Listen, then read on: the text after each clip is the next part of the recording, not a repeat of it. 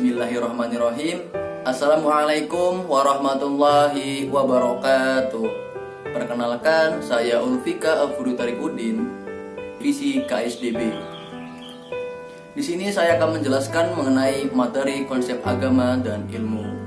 Kita ketahui bahwa agama ini sangat penting. Harus kita pahami dengan hati kita.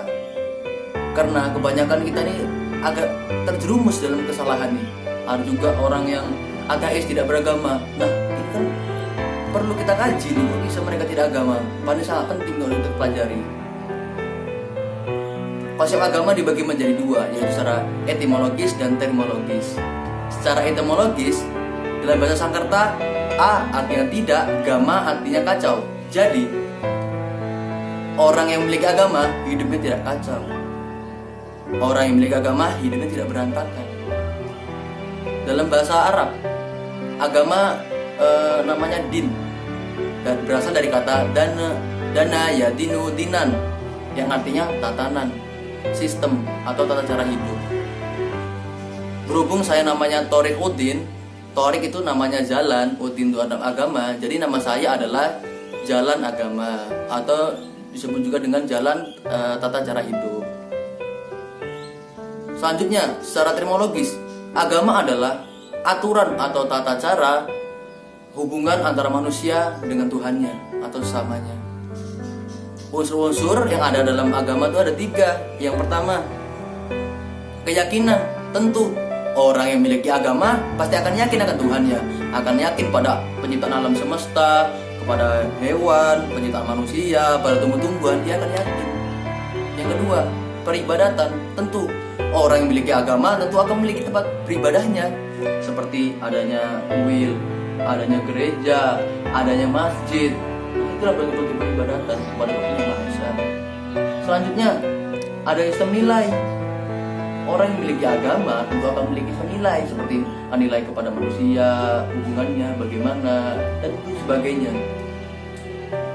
Untuk itu kita akan pelajari tentang konsep agama Islam. Islam secara etimologis itu adalah kedamaian, selamat, sejahtera, dan sentosa. Secara istilah syar'i, Islam itu adalah berserah diri, tunduk dan patuh dengan kesadaran tinggi tanpa paksaan. Nih, kita berawal pada zaman dahulu, ketika zamannya Wali Songo atau disebut dengan 9 wali, ketika mengajarkan agama Islam di tanah Jawa, mereka datang dengan damai, datang dengan tanpa paksaan, datang dengan mengikuti aturan yang ada di masyarakat. Nah, ketika masyarakat menggunakan kultur budaya seperti kesenian, media dakwah yang digunakan adalah kesenian, seperti Sunan Kalijaga. Keseniannya adalah wayang. Beliau menciptakan, namanya adalah wayang purwa, wayang Islam, wayang bercorak Islam, wayang kulit bercorak Islam. Selanjutnya, beliau juga menciptakan namanya wayang kukula, yaitu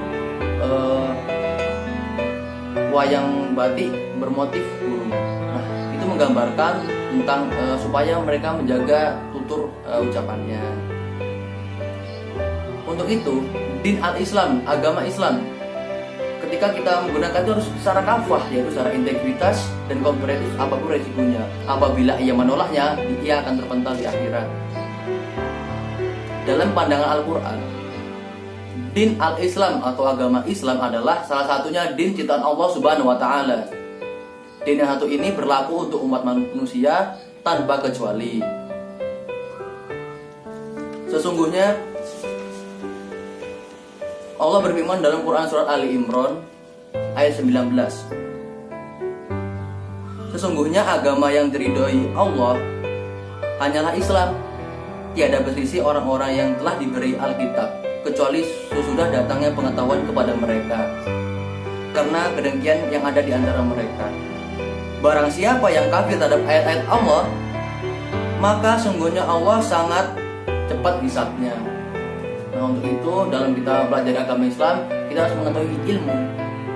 Karena ada seorang tokoh mengatakan, ilmu tanpa agama adalah buta, agama tanpa ilmu adalah lumpuh. Untuk itu kita harus mengetahui agama itu bagaimana cara mempelajarinya. Ada dua, yaitu ada namanya agama al-ilmu atau hak, yang kedua adalah persepsi. Untuk itu seorang tokoh atau seorang guru, dosen, ulama, ustadz ketika mengajarkan agama Islam ini harus berdasarkan Islam ilmu, bukan Islam persepsi. Karena Islam ilmu ini berdasarkan dalil yang jelas, sedangkan Islam persepsi ini berdasarkan pendapat. Nah, inilah yang sangat bahaya. Itulah kita harus mengerti tentang apa itu ilmu yang harus kita pahami. Hadis riwayat Ibnu Majah nomor 224. Thalabul ilmi faridatun ala kulli muslim. Menuntut ilmu itu wajib atas setiap muslim. Nah, itu jelas dalam hadis tersebut. Kita harus bisa menuntut ilmu, manakah yang benar, manakah yang salah. Nah, itulah yang harus kita pahami. Ikhwah semua. Mungkin dari itu saja yang dapat saya sampaikan, lihat materi.